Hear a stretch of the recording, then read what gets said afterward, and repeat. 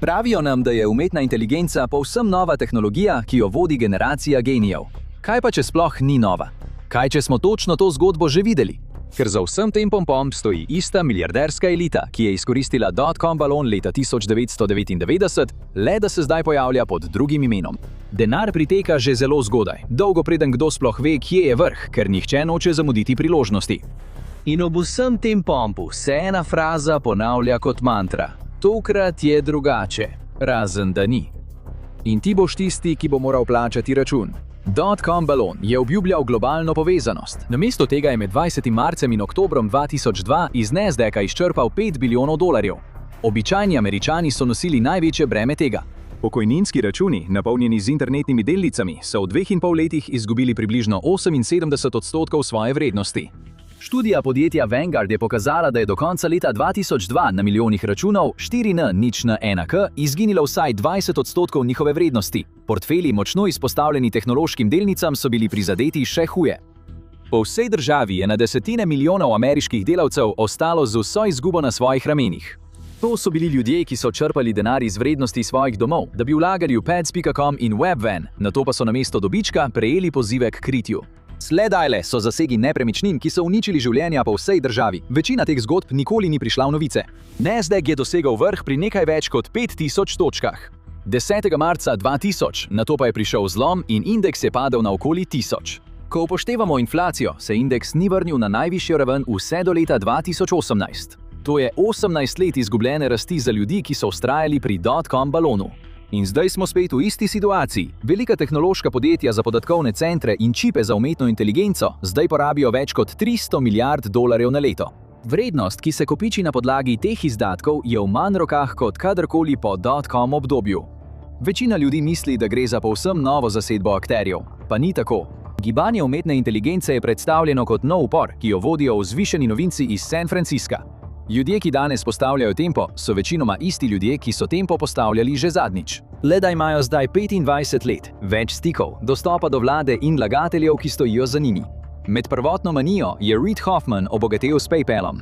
Zdaj je zgodnji podpornik in nekdanji član upravnega odbora OpenAI. Vinod Khosla je izkoristil svoj delež v Sun Microsystems v času strojne revolucije v poznih 90-ih. Sledil je Hoffmanu v OpenAI. Mark Andreessen je ustvaril Netscape in ga popeljal na borzo pri 24 letih avgusta 1995. Ta javna ponudba delnic je za večino ljudi uradni začetek dotcom obdobja. Danes vodi podjetje tveganega kapitala Andreessen Horowitz, ki je vložilo milijarde v trenutno generacijo laboratorijev za umetno inteligenco. Kar izgleda kot tehnološka revolucija, je morda bolj podobno zelo dragi gledališki predstavi. In isti prstni odtisi se pojavljajo na vsaki stopnji. Ko so velike tehnološke družbe obljubljale, da bo internet zavedno izbrisal razdalje, se je zdelo, kot da gre za prelomni trenutek v zgodovini. Denar je pritekal v vse, kar je imelo v imenu dotcom. Med letoma 1995 in vrhuncem marca 2000 je Nasdaq zrasel za približno 400%. Investitorji so nehali spraševati, ali podjetja sploh ustvarjajo dobiček. Prihodki so komajda še kaj pomenili, dobiček je veljal za zastarelo stvar. Edino, kar je Wall Street zanimalo, je bila hitrost. Želeli so rasti in privabiti stranke. Želeli so prevladovati v sektorju. Poslovni model in logistika bi lahko prišla kasneje. In potem je prišel zlom. Zdaj eksplozija umetne inteligence obuja isto energijo, le da so zdaj v ospredju pametnejši stroji namesto spletnih strani. Ogromni podatkovni centri porabljajo ogromno elektrike za učenje modelov, ki postajajo vsak mesec močnejši. In spet skoraj ves denar priteka v izbrano skupino podjetij. Največji zmagovalec do zdaj je Nvidia. Vsako resno podjetje na področju umetne inteligence potrebuje njihove čipe. To povpraševanje je potisnilo vrednost podjetja Nvidia v območje, ki bi se še pred nekaj leti zdelo noro. Do leta 2024 so vlagatelji vlagali denar v podjetje Nvidia na enak način, kot so ga nekoč vlagali v internetne delnice pred zlomom dotcom. Ni tako skrajno kot Cisco na vrhuncu dotcom balona, vendar se premika v smer, ki je zelo znana. Tokrat denar večinoma prihaja iz lastnih bančnih računov velikih tehnoloških podjetij, ne zgolj iz tveganega kapitala, vendar na koncu vse pristane na istem mestu.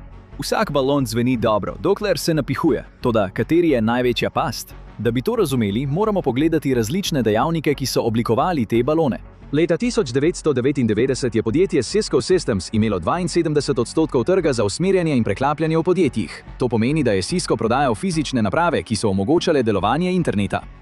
Prodajali so hrbtenico samega interneta. Vsako podjetje, ki je hitelo na splet, je potrebovalo Cisco strojno opremo. In denar, ki je pritekal, je to dokazoval. Do poslovnega leta 2000 je Cisco ustvaril skoraj 18,9 milijarde dolarjev letnih prihodkov. 27. marca 2000 je vrednost delnice Cisco dosegla $80, tržna vrednost podjetja pa je presegla 555 milijard dolarjev. Za kratek trenutek je Cisco postal najvrednejše podjetje na svetu in prehitel Microsoft. Investitorji niso vlagali le v uspešno podjetje. Na vrhuncu je Cisco trgoval s količnikom cena dobiček oziroma PE razmerjem 201. Predstavljajte si, da plačate $100 za stojnico z limonado, ki vam letno prinese le $1,25 dobička.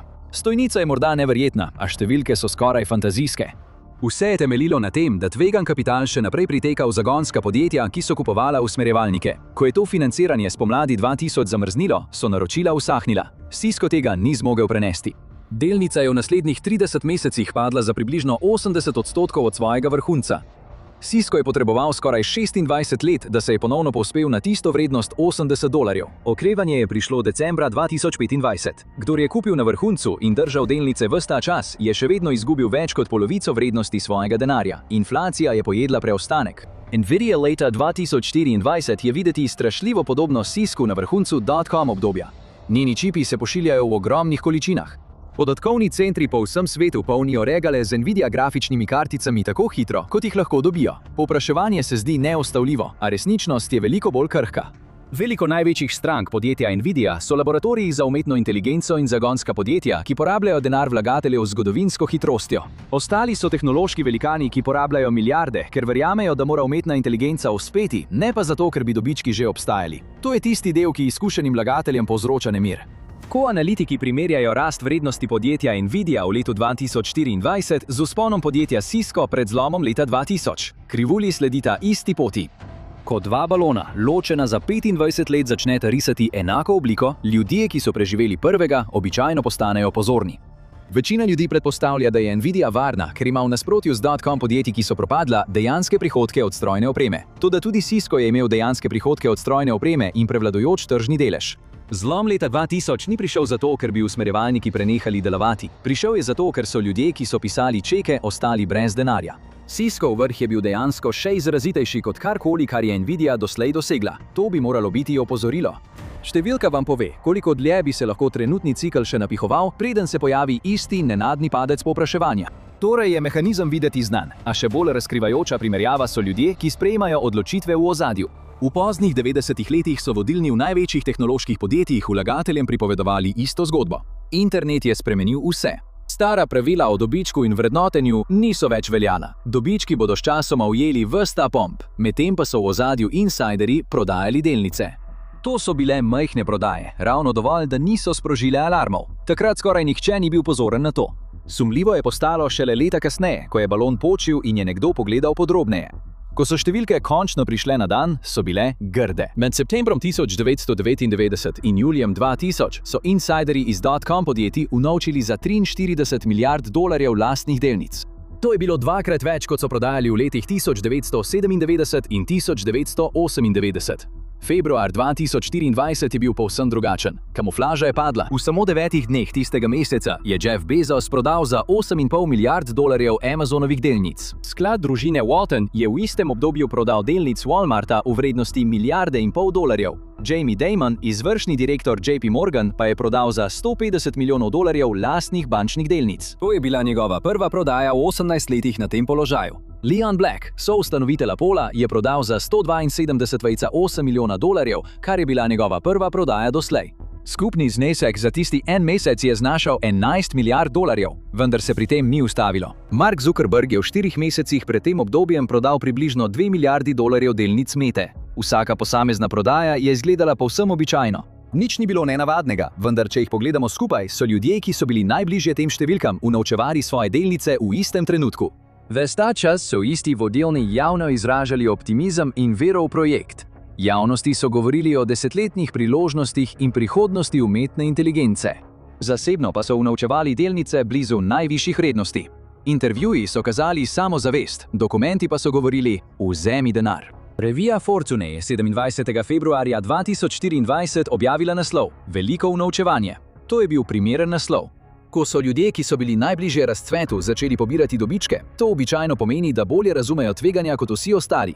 In za razliko od leta 1999 se prodaja dogaja hitreje in v večjih zneskih. Ljudje, ki gradijo razcvet, so vse bolj podobni tistim, ki se pripravljajo preživeti njegov konec. Ampak če insajderji prodajajo, kdo potem še vedno kupuje dovolj delnic, da cene ostajajo na teh ravneh? Leta 1999 je Webvan gradil hladilna skladišča za stranke, ki še niso obstajale. Pets.com je ustvaril televizijske oglase, ki so bili bolj zapomljivi kot dejanska naročila. Obe podjetji sta vlagali denar v stavbe, tovornjake in oglaševalske kampanje, ki so bile oblikovane glede na povpraševanje, ki pa se nikoli ni pojavila.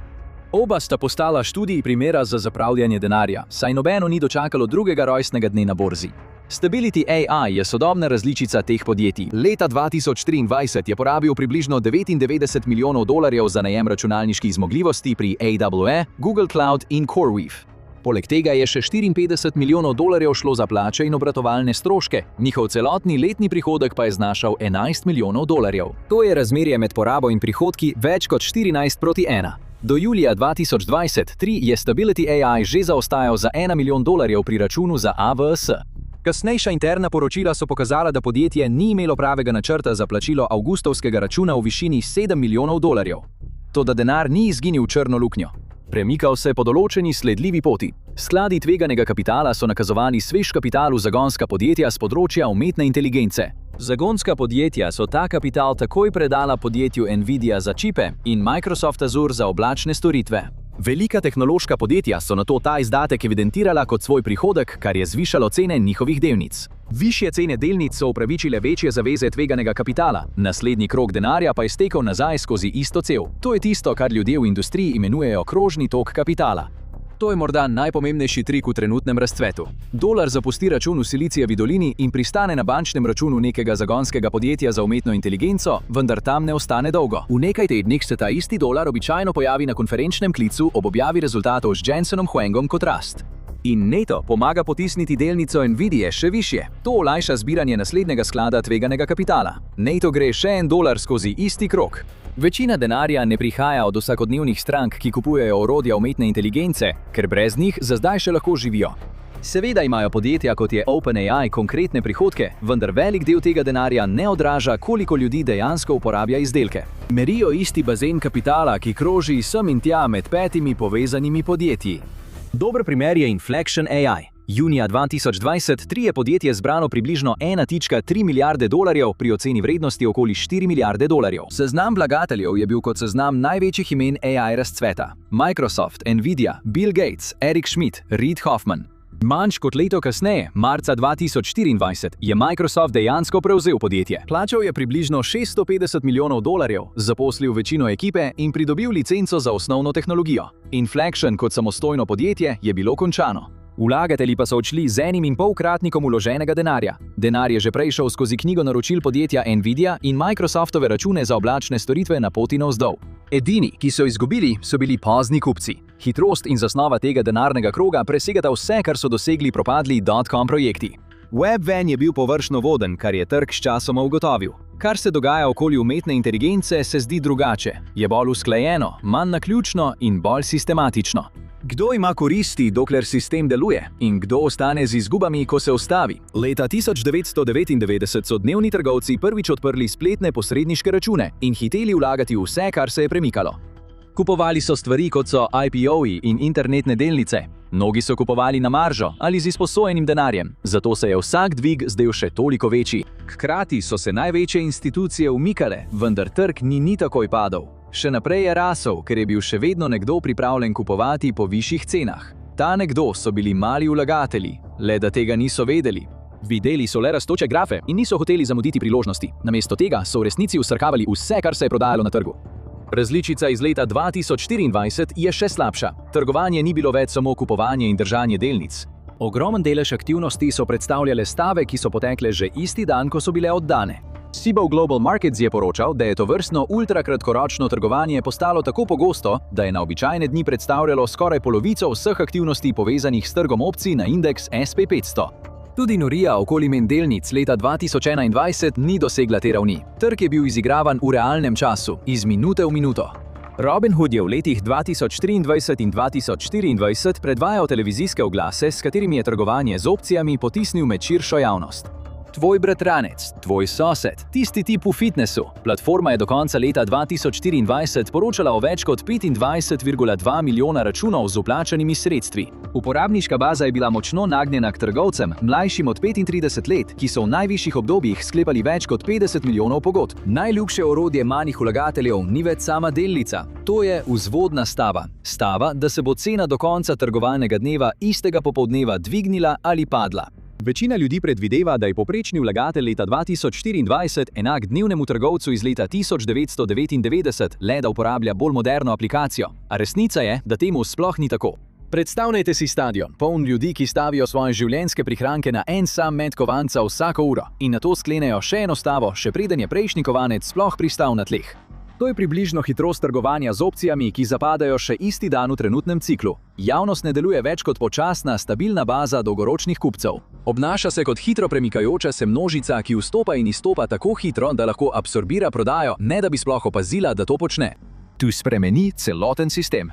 V poznih 90-ih letih je bilo trgovanje malih vlagateljev glasno, a razmeroma preprosto. Danes se premika hitreje in se takoj odziva na nihanja cen. To pomeni, da lahko absorbira presenetljivo količino prodaje, ne da bi se trg takoj zlomil. Tako zgodnji zmagovalci in insiderji danes ne potrebujejo dramatičnega trenutka za izstop, ko prodajajo. Pod njimi je že stalna menjava kupcev, ki vstopajo in izstopajo dovolj hitro, da prevzamejo nasprotno stran posla, ne da bi to opazili v realnem času.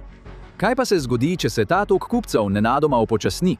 V poznih 90-ih letih je bila tehnološki velikani v vojni. Microsoft je večji del desetletja preživel v protimonopolnem boju z ameriško vlado. Spor je bil zaradi njihove odločitve, da Internet Explorer vključijo v Windows. Širša industrija je obravnavala Washington kot problem, ki ga je treba obvladovati, ne kot partnerja. Proračuni za lobiranje so večinoma obstajali zato, da bi zveznim oblastem preprečili poseganje v ustvarjeno bogastvo. Do leta 2024 se je to stališče popolnoma obrnilo. Zvezna poraba za lobiranje podjetja OpenAI je skočila z $260,000 v letu 2023 na $1,760,000 v letu 2024. To je skoraj 7-kratno povečanje v enem samem letu. Anthropic je v istem obdobju več kot podvojil svojo porabo z $280,000 na $720,000. Po podatkih Open Secrets je leta 2024 kar 648 različnih podjetij porabilo denar za lobiranje glede vprašanj umetne inteligence. To je bilo 41,5% več kot prejšnje leto. Naveden razlog v skoraj vseh primerih je odgovorno uvajanje.